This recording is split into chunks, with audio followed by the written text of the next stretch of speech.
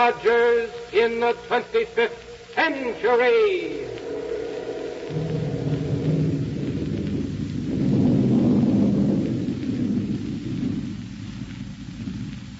Buck Rogers is on the air, brought to you by the makers of Popsicle, Fudgicle, and Creamsicle, those delicious frozen confections on a stick. And now a message from the famous winner of the Typical American Boy contest, Popsicle Pete. Hello, everyone. Say, I wish you were here at the studio. What a room full of gifts you'd see. All for you. Roller skates, table tennis, cameras, fishing tackle, jewelry, dolls. Gosh, hundreds of things. You know how to get them?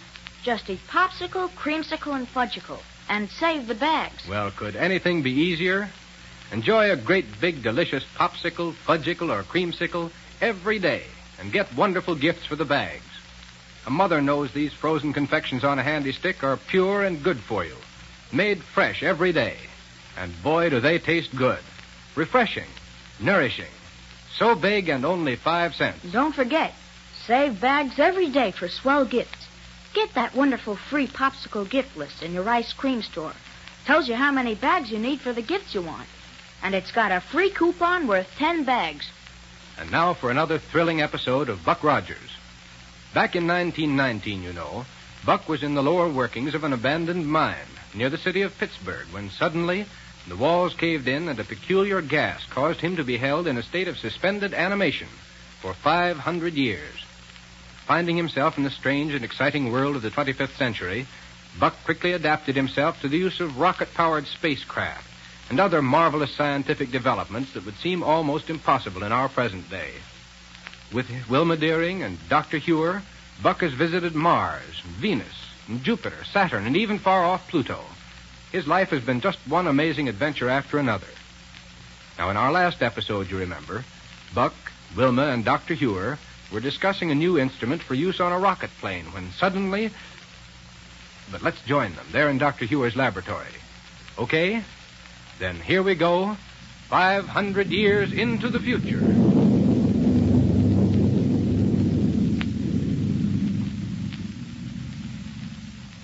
Yes, Wilma? If this new instrument does what I feel sure it will, there'll be practically no limit to the speed a rocket ship can attain immediately upon taking off. Good night. Imagine getting into the control cabin, opening the power lever, and going a couple of thousand miles an hour just like that. Well, when can we test it out, Dr. Huer? Have you already got it installed on a rocket ship? No, Buck. As a matter of fact, I don't even have it yet. Huh? One's been made up all right, the one we'll use for the test, but it isn't right here yet. I don't understand, Doctor. Oh, yes, sir. Can't we get it here? The sooner we can start trying it out, the sooner we can break the monotony of just sitting around here doing nothing. Wait, Buck. Listen. Yes, Doctor, I hear it, too. Oh, yeah. Hear it? Yes, sir, but what under the sun is it? Look here, out of the window. Look, good heavens, Wilma. It's coming right down this way. Wilma!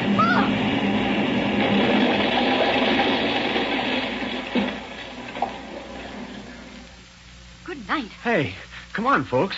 Whoever's in that rocket ship that crashed out there is going to need help. Yes, Buck. Come on. Right with you, Buck. It looked to me as though it deliberately cracked up right outside this laboratory.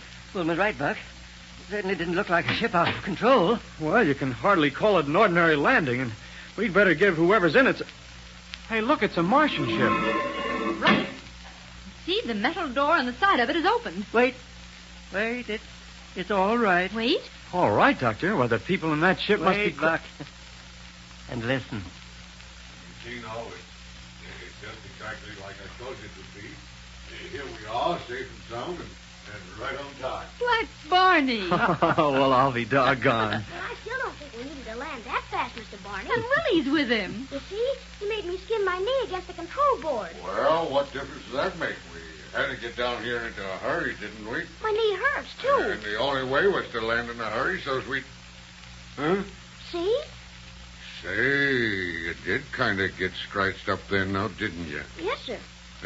Here, Willie, you just put your arm around my shoulder, and I'll carry you right straight over to a hospital, yeah. Oh, it isn't hurt that bad, Mr. Barney. What do you mean it ain't hurt that bad? Only I just thought maybe you didn't care. Oh. And anyhow, what about that important package you have on board here for Dr. Huer? Oh, yeah, that's right. Yes, sir, we better get that gyro thing in Dr. Huer's laboratory right this minute. We'll take care of it, Barney.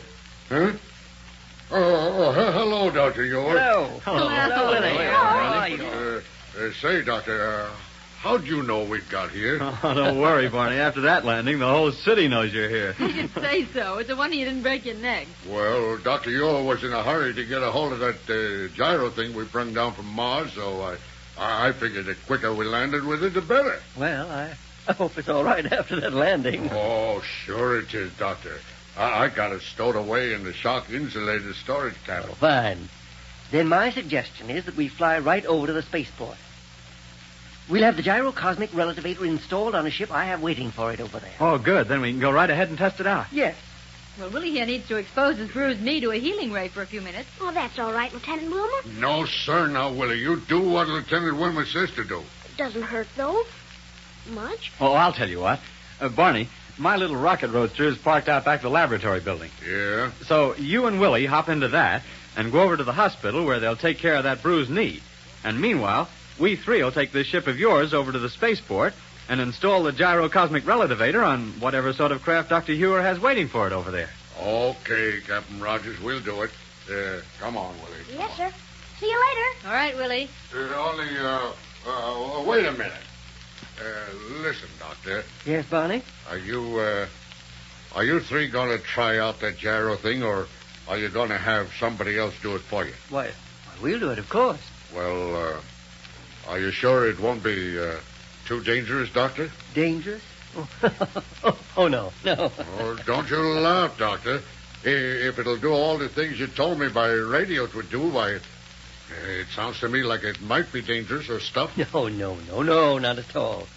And if you hustle over to the hospital with Willie, you can probably get out of the spaceport before we take off with it. Yeah, okay, Doctor. You're okay. Come on, Willie. And come on, Wilma, Doctor.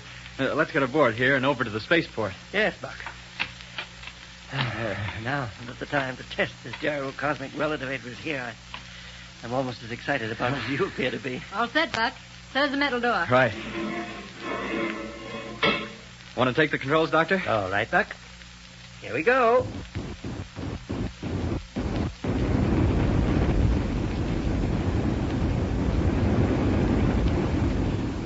Huh. Never know this ship had been through that crash landing, would you? Well, I don't know whether you've noticed it, Buck, but all these Martian ships are made very solidly. Yeah, that's true. They're not very fast, but tough. Well, isn't that perfectly natural? They're all made under Barney's supervision. Right. But while you're steering us over to the spaceport, Doctor, I'm going to unpack the Gyro-Cosmic-Relativator back here. Then we can begin installation on the other ship just as soon as we get there. That's a good idea, Buck. And I'll radio ahead to Joe Martin there at the spaceport to have men and tools ready in order to save time. Calling Joe Martin at spaceport. This is Dr. Hewer calling Joe Martin at spaceport. Calling Joe Martin.